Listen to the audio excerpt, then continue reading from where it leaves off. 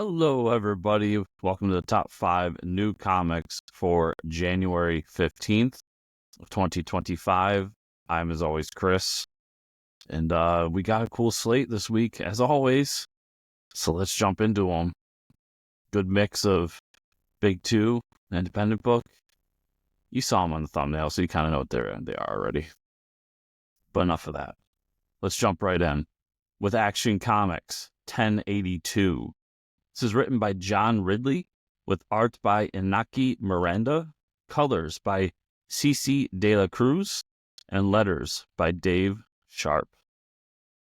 So, DC is still doing the Superman All-Star or Superstars thing with Action Comics, bringing in new creative teams for each story arc, getting a variety of stories by different people. And with the previous one, I was really enjoying what Mark Waid and team were doing. It did get a little long in the tooth by the end. I think the weekly nature of it hindered it a little bit in my eyes because it seemed to go on a little bit too long and be a little too big. While still being pretty good, I'm not going to lie. And we won't talk about the backup story. But with this, we're back to the monthly schedule. We've got a new creative team. And we got a really cool creative team. I mean, John Ridley, being in the world of comics, has become like just regular at this point. We're all used to it. But it's still crazy to me. Like, this dude's a Emmy award-winning filmmaker. Like, he's huge. He can do whatever he wants. And he chose, hey, let's go write some comics. And not just, let's go write my independent story comics to see if I can make them into a movie one day. No, let's go work for DC and do mainstream DC comic books. It's gigantic. I can't believe it still.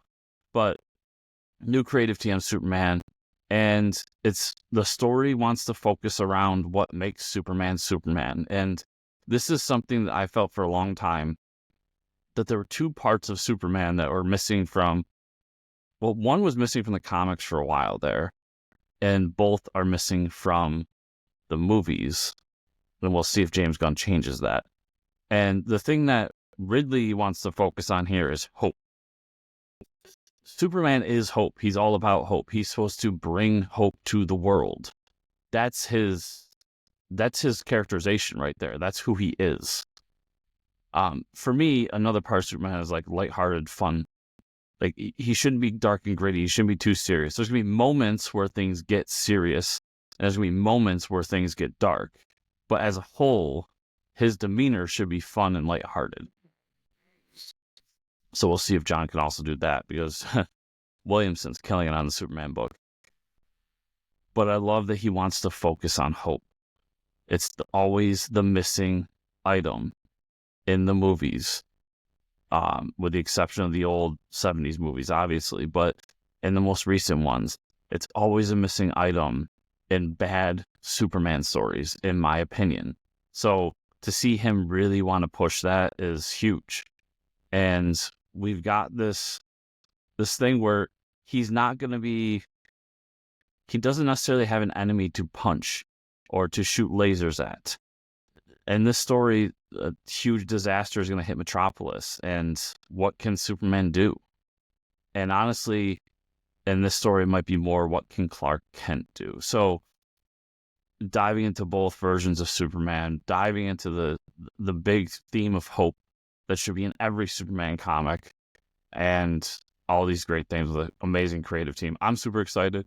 I love that Action Comics is doing this Superman Superstars thing. It just breathes fresh life into every story arc, really. And there's good and bad to it. I mean, the main Superman book has been great for a long time because of the one creative team that's ushered it forward. And I think Superman Action Comics has been up and down at times, but it is fun, interesting, and different. And I like that they're really differentiating it from the main book. So a lot of cool stuff. Superman's been good for a while now, everybody. Like, I know there's a lot of naysayers about Superman, and I know there's been a lot of bad Superman comics over the 80 plus years he's been around, just like any character would in that time frame. But right now, I think it's some of the best Superman comics in a long time. So after that, stick with DC with the Challengers of the Unknown #2. This is written by Christopher Cantwell with art by Sean Izaakse. So that first issue was interesting. We got to know the challengers a little bit. We got a mission with Batman. We got a mission with Wonder Woman, and are trying to figure out what's happening. And they end up going to Mars for that issue. In this one, it seems like they're going to go down into the ocean to figure out what's going on. And it all does center around what's happening with the Justice League right now. What's been really cool about DC as a whole is this grand story that they're telling, where every book, at least every book that I've been reading, and I don't read every book that DC or Marvel puts out, is tying into that story somehow. And the challengers are trying to figure out, like, what happened when Darkseid went away. Like, there's this residue of him around. What's going on? And I have a feeling that the challengers are going to be the ones to really discover that there's this whole other universe that Darkseid's a part of. And I have a feeling that that's going to tie into what happened in Aquaman issue 1 last week. But that's just me speculating about it. But what I really like is it's an adventure comic.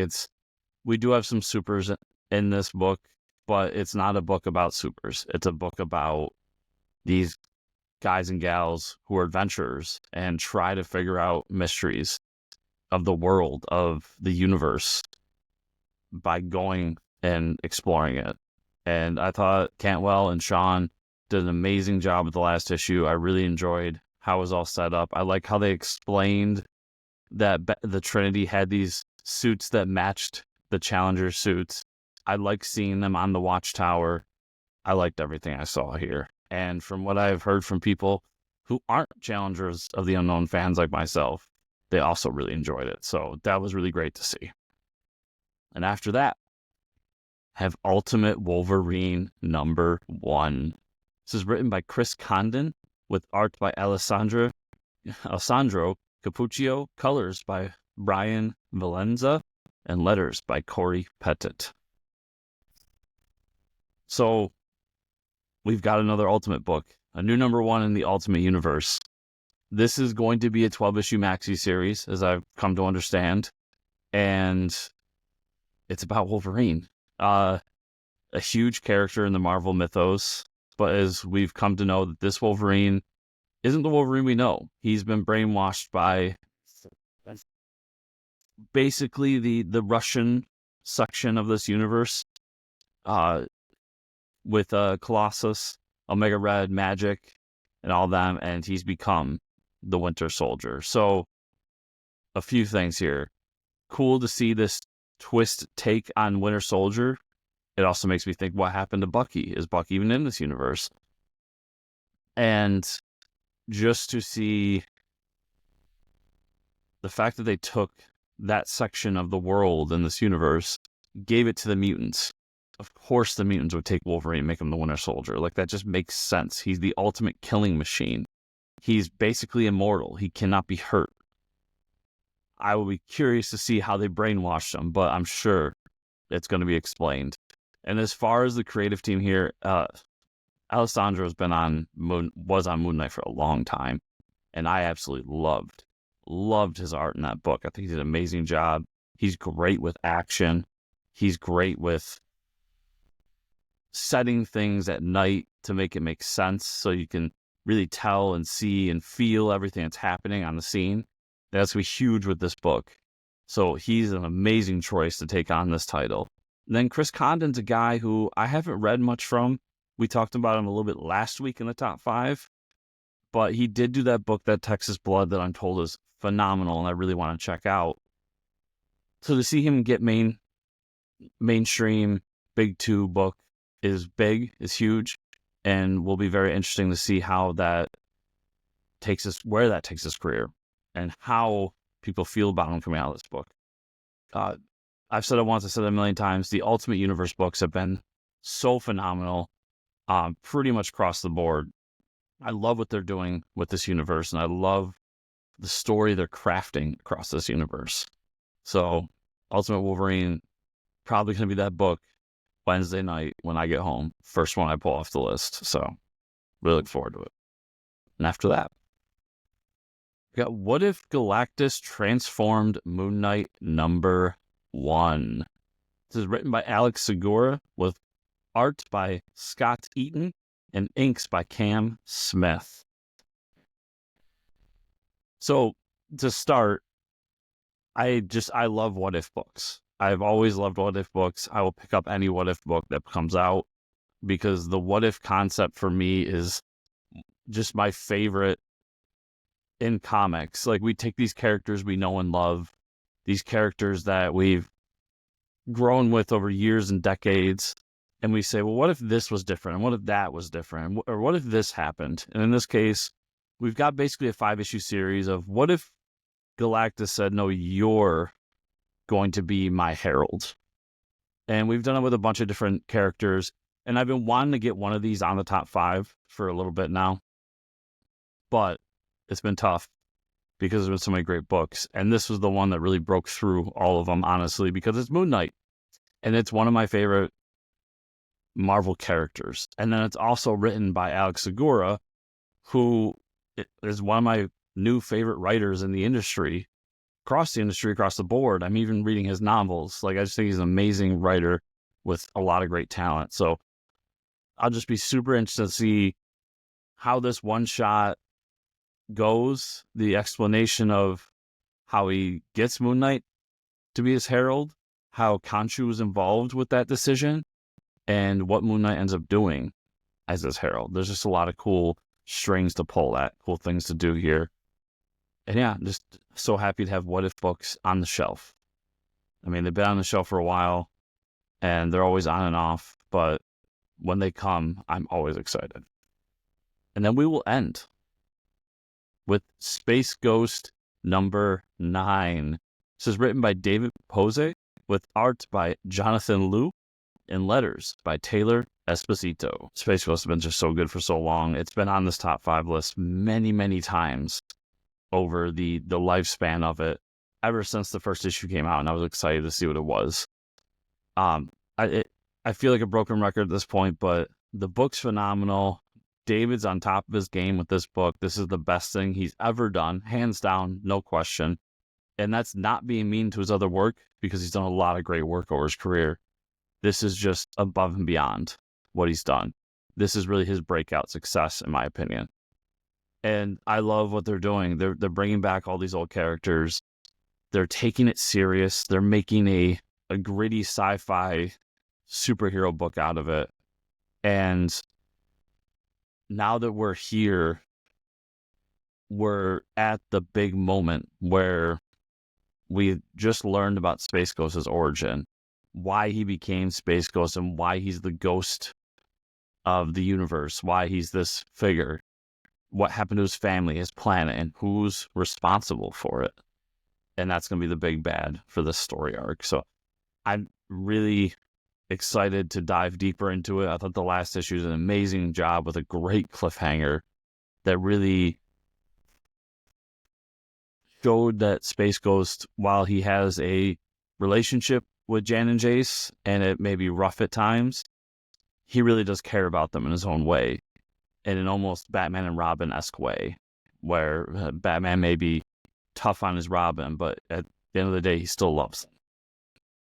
So there's so many cool things here for a superhero fan, for a sci-fi fan, for a Space Ghost fan. And I'm just so happy that these books are happening. Dynamite, with their Hanna-Barbera IPs, have been doing an amazing job, and I'm really excited to see that more and more are coming as we go along. So everybody, that was my top 5. I hope you all enjoyed this video. And if you want to follow me further, you can go on social media, whether it's X, Instagram, Threads, Blue Sky. I'm at Fortress Chris, or you can follow my Substack, which is chriscomicscorner.substack.com.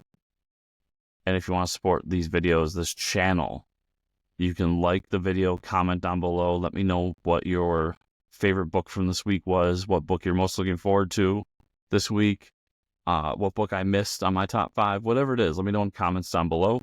And subscribe to make sure that you get every video, as well as our podcast and our interviews that we do on the channel as well. And with that, also, you can go follow the Fortress Comic News podcast that we do every week. Interview creators, talk about the news with my friend and co-host Mike. It's a fun show. I think we do a great job. I love the guests we get to have on the show. It's a fun time. So go check that out on whether it's on YouTube or on a podcatcher while you're driving or at work or whatever. I really enjoy making that show. So enjoy making this video too. So thank you all so much for watching this video, and I'll see you all here next week.